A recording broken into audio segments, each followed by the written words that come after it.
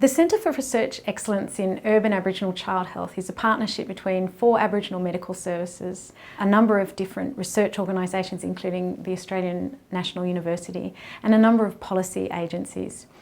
It's actually a community-initiated centre, and it identifies and tries to address community-initiated priorities.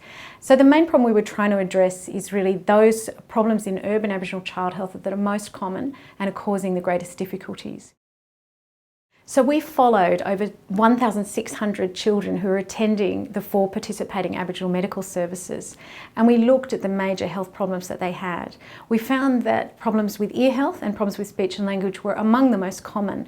Around 10% of the children had some sort of hearing impairment, around a third had some sort of ear health problem, and around half had some sort of problem with speech and language. So we identified these problems as very common.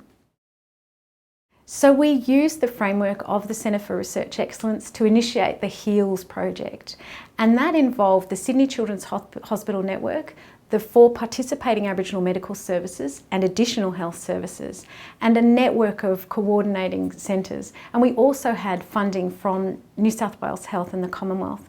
We identified funding to provide services to these children, and through the Aboriginal medical services we're able to deliver care we're able to deliver over 6,000 occasions of care in both ear health and speech and language.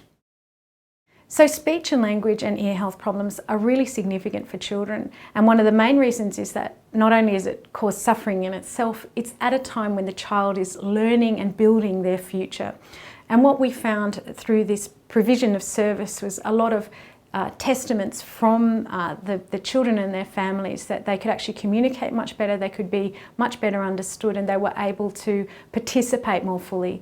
And also what we found was that sometimes some behavioural issues that had been identified in the children were much improved by the child actually being able to communicate more effectively.